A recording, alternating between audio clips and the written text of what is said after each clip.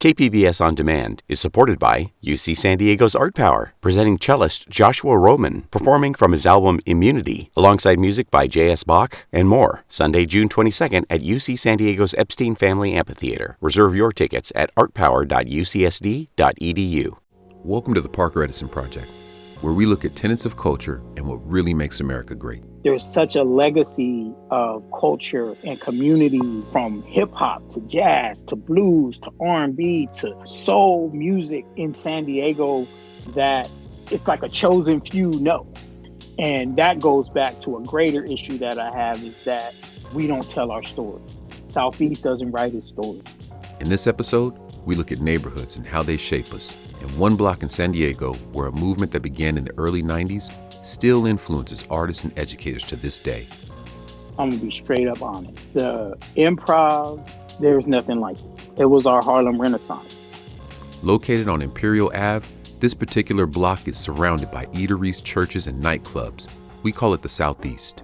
That venue was in the heart of gang territory, and we didn't have any gang violence at the venue.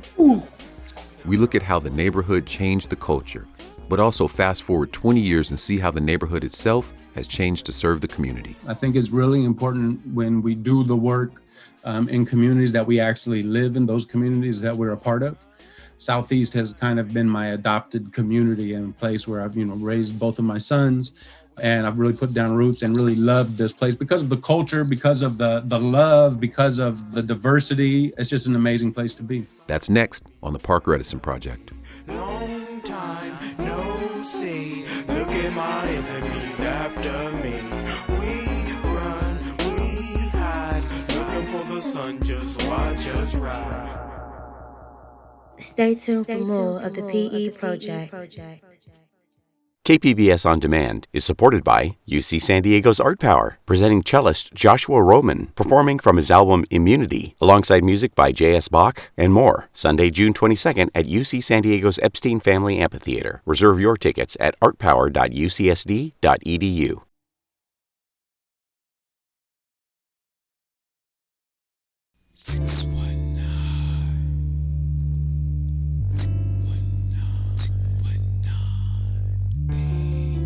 You are now listening to the Parker Edison Project.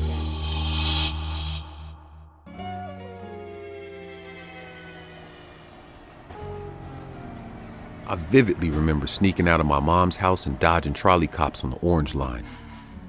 It was hectic, but the Improv was the place to be. It was small like an apartment, but it got live like the Apollo in Harlem. To start, I caught up with three thinkers that were there from the beginning. First up, Kevin Green, a musician, teacher, and the original band leader of the Improv.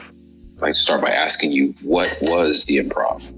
The Improv was a place for people to be able to express themselves, primarily through the medium of hip hop. But you could be a comedian, you could sing, you could go up there and speak your mind. And it was a place where people would come and sit, and those people would sign a list and they would come to a stage. And then once you were on that stage, you had the option of either doing something a cappella. If you had like a little cassette tape of a track, you could play that. You could have the DJ drop something. And my role as the drummer, you can say, I want to rock with Kevin Green. And I was there and I would play beats for whoever wanted to do what they wanted to do. In regards to you playing at the Improv, you had a band before the Improv? The musicians I was working with, I came from the high school, San Diego School for the Creative Performing Arts, in which I went to in the 12th grade. There I met a flute player named Lennon Honor and a bass player named Kevin Mingus, grandson of the great Charles Mingus. And we were just playing music together, regardless of what you want to call it. We were doing free improvisation. We were starting to play some charts. During a particular time, we wound up playing at the Improv because the MC Bennie Herron, Eklipse from Masters of the Universe, was friends with Lennon's sister. And so that's how that connection was made. Okay, wait. When I was in the 7th grade, I had a crush on this girl. So I finally gussied up the gumption to let her know, and right when I was face to face about to tell her, I sneezed in her face. And everyone in the class started laughing because they thought it was funny, but she was mad as and had big brothers and cousins at school. She was none too pleased, and her brothers were even less. I was skulking off campus, trying to walk home without getting mobbed by her 4 brothers, and the Fonz showed up. Not the real Arthur Fonzarelli, but the equivalent. Bennie B-Dove Herron was somewhat of a superhero. That day, he popped up out of nowhere, walked me the 2 miles from Bell Junior High to Meadowbrook Apartments, and that's the Bennie that Kevin Green is talking about right now. These guys were celebrities on my block. For the record, sir, who are you? I am Bennie Herron, also known as Eklipse Heru. If you're a little older, also known as Black Dove, B-Dove, from Masters of the Universe, formerly known as No Soul, formerly known as House Clan. Yeah, so MC, poet, teacher, trying to do my thing. That's it. Who are some of the people that were there? You know, we had dancers come through. There were artists that would show art, bands, you know, but I would say the main sort of night, you know, event sort of oriented performances were MCs. And it was really just a safe place for, in jazz, they use this term shedding. It sort of comes from, you know, the musicians being back in the shed away from everybody where they won't be heard practicing. So it was a place where people could just come and shed and just, you know, sharpen their skills and sharpen their craft, or even start their craft. To paint a fuller picture, I called up a co-creator of the underground improv that was there from the beginning. And just so I got it, who are you, sir? Jahsun, also known as Millennium of the Masters of the Universe. Do you remember how it started? Well, generally how it started. I remember at that time there was a venue here in Los Angeles called the Good Life Cafe. Shout outs to the Good Life Cafe. And then Good Life Cafe kind of died down and went, and then the next place in LA was the Project Blowed.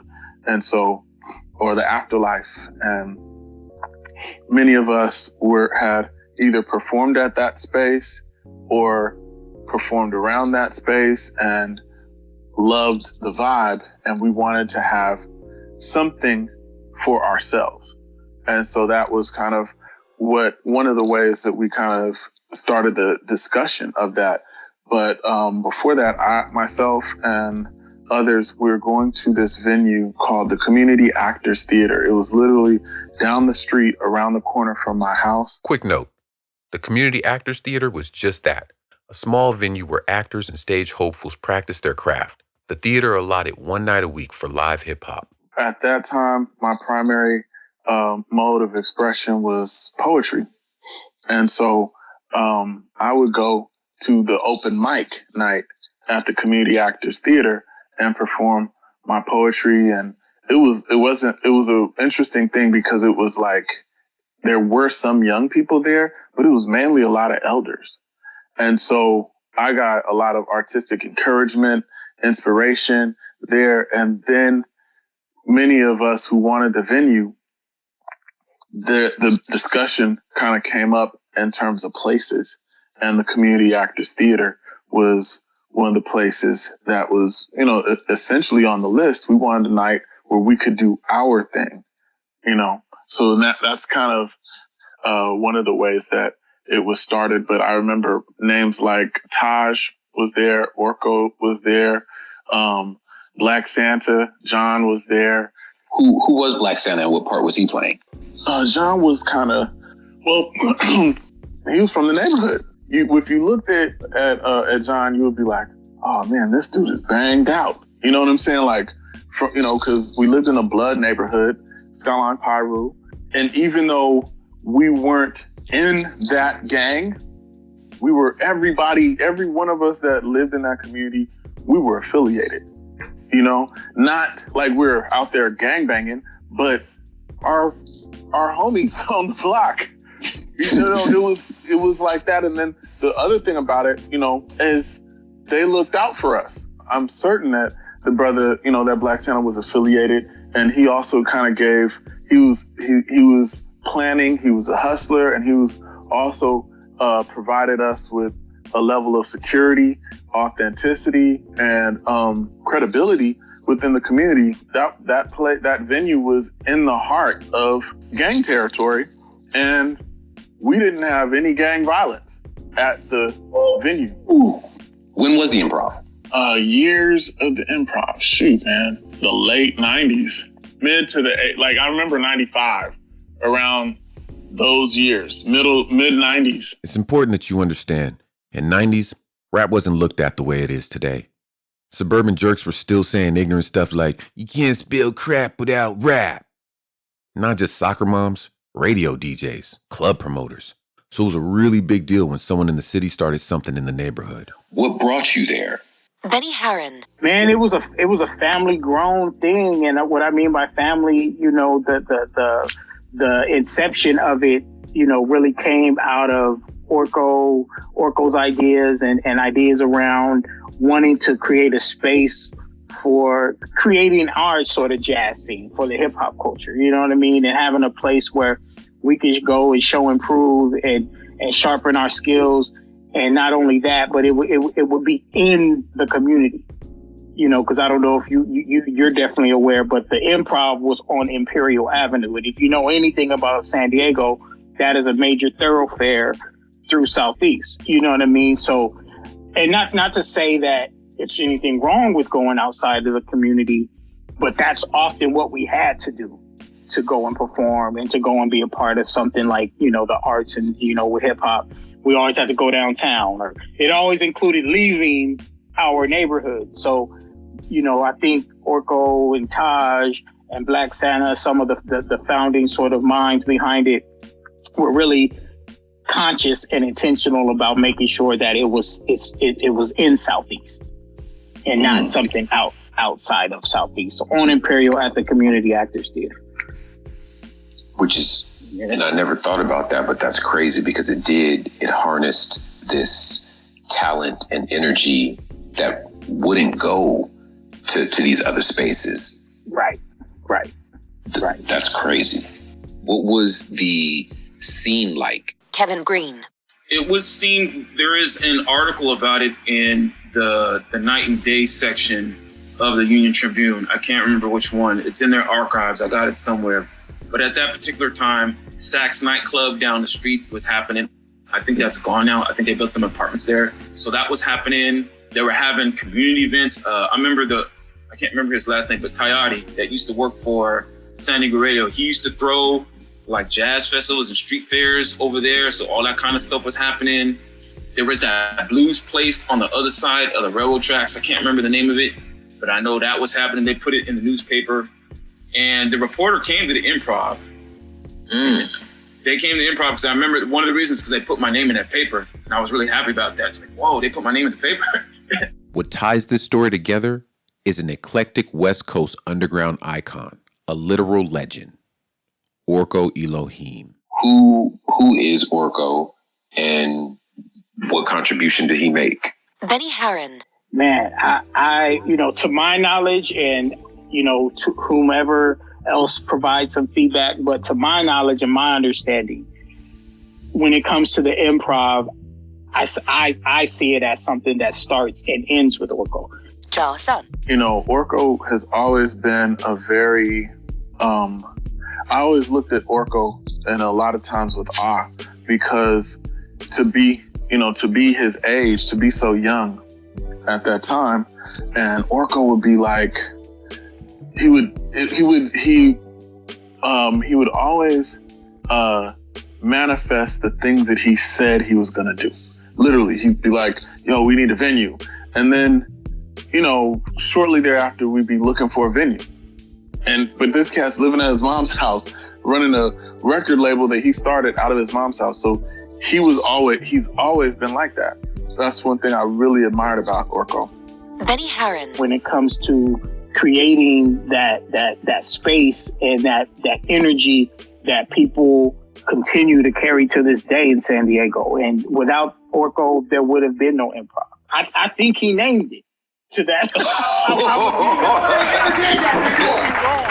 Ain't nobody ever did that before. He just rapped in the crowd and busting it. Y'all know that's original, but I want y'all to keep that going. There's a repeating theme in this episode of creative energy continuously reinventing itself. Is it possible that the land retains our energy? I mean, I've heard stories of prisons being stained by unsettled souls, and maybe the inverse occurs, like positive energy activates constant elevation. Dude, you know what's so crazy is my spiritual temple is the place that I do my spiritual work. And I do sermons, Ifa sermons, and I tape my stuff out of there, is at the venue that is Project Blowed. Get the f*** out of here. Yeah, I tape. I do.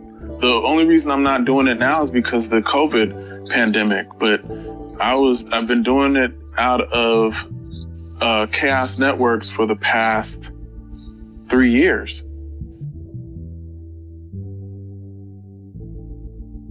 All right, so Jahsun performed at Project Blowed, was one of the core members of the underground improv in San Diego, and now, like 20 years later, he teaches at a temple in the place where Project Blowed started.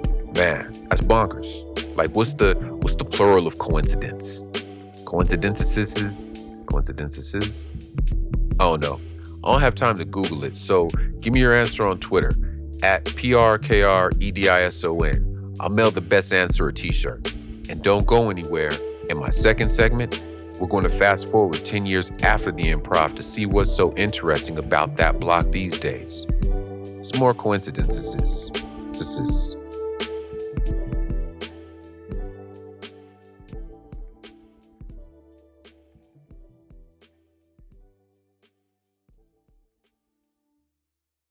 Stay tuned for more of the PE Project. KPBS On Demand is supported by UC San Diego's Art Power, presenting cellist Joshua Roman, performing from his album Immunity, alongside music by J.S. Bach and more, Sunday, June 22nd at UC San Diego's Epstein Family Amphitheater. Reserve your tickets at artpower.ucsd.edu.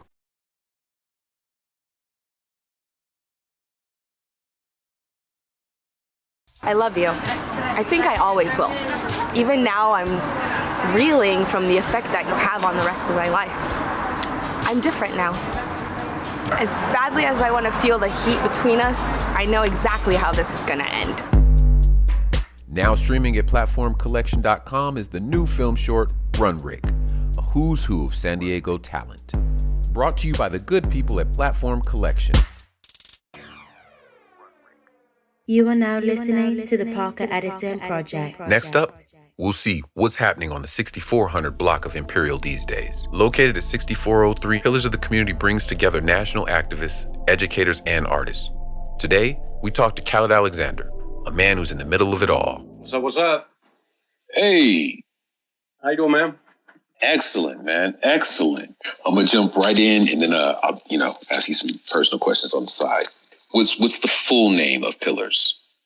Pillars of the Community. Yeah. Bless. Where are you located? So we're on Imperial Avenue in Southeast San Diego, not too far from the Encanto trolley station. Could Pillars be anywhere else? Man, you know what? That's a good question. So we've been in a number of different spaces, but all of them have been on Imperial Avenue. And Imperial Avenue actually has kind of a historic significance. Where it's kind of been a black hub, both of the arts and business and other things historically. It's kind of in the center of Southeast San Diego, and it transitions through a number of different neighborhoods. But Imperial Avenue is very central to kind of everything that we've done. And so although we've been in maybe 3 or 4 spaces, all of those spaces have been on Imperial Avenue. And in fact, that's where we looked when we were first starting. We were very kind of intentional and deliberate in finding a space on Imperial Avenue. And so that's where we started, and that's where we are, and that's where we hope to remain. What is one priority that you have in this new year that you guys are looking to tackle? Yeah, so the number one thing is we want to be able to address kind of harassment by the police. So, a lot of attention has been put around kind of police violence, police harassment, racial profiling after the death of George Floyd and Breonna Taylor. And so I think what we see happening is young African Americans, Black people in this country in particular, are tired of being bullied by the police. The fact that in Southeast San Diego, you can be pulled over and asked if you're a gang member, asked if you have any tattoos, asked if anything. They might not kill you. They might not beat you up. And if they don't kill you and don't beat you up, that's considered a good interaction. Pulling people over like this in La Jolla, there would be chaos. They would never stand it. Why? Because you're taking away for time that they could be spending with their family. You're hassling them. You're treating them as if they don't have a right to drive someplace. But in Southeast San Diego, it's normalized. So you go to any barbershop and you get pulled over by the police, they're going to look at you like you're crazy because it's normalized. So that we want to address the normalization of police harassment that happened in our community. So that's the main focus that we're trying to knock out this year. For listeners who are outside of San Diego, what's the major difference between Southeast and La Jolla?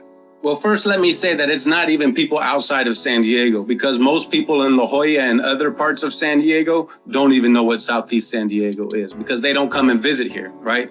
And so you have two San Diegos. You have the San Diego with the beach and SeaWorld and the San Diego Zoo. And then you have the other San Diego that tourists don't know about. So people from outside of San Diego don't know about, but also people who live in San Diego don't know about and don't care to know about. La Jolla is a more affluent, it's just kind of the extreme difference between Southeast San Diego. It's one of the most affluent neighborhoods in San Diego, and Southeast San Diego, for the most part, is one of the poorer areas of San Diego. And in San Diego, as throughout the rest of the country, there's a direct correlation between poverty, class, and race.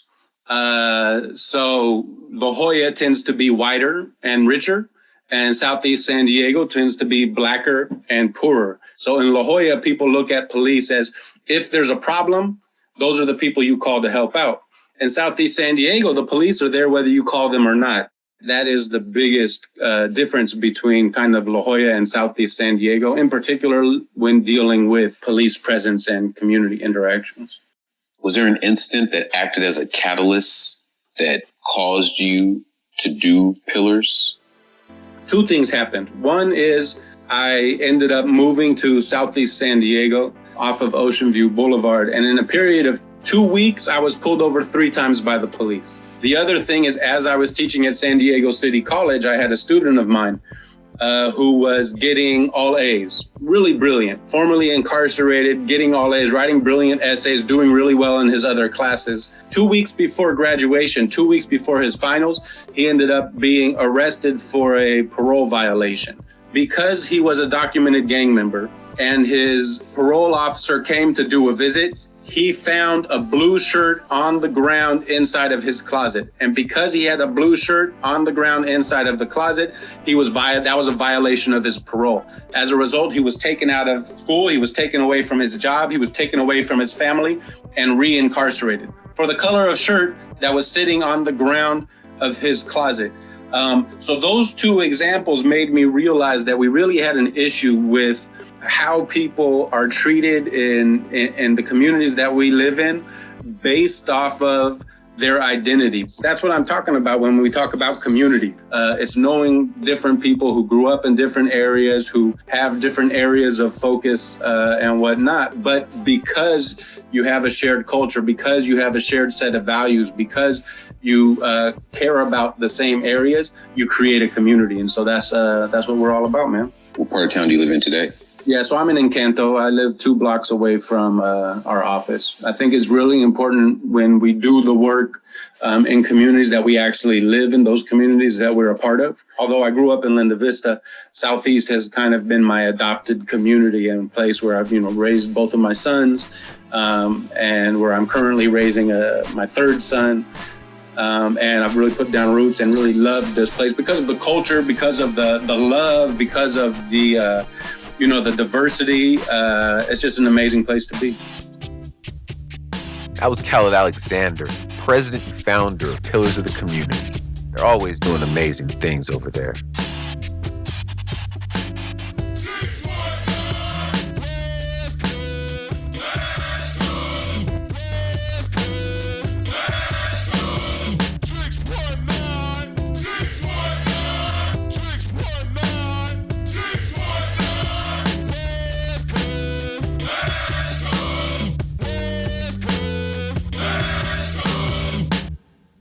music we're listening to is the 619 Anthem, unreleased heat from 1997. Shout out to Kevin Green for digging deep in the archives for this one.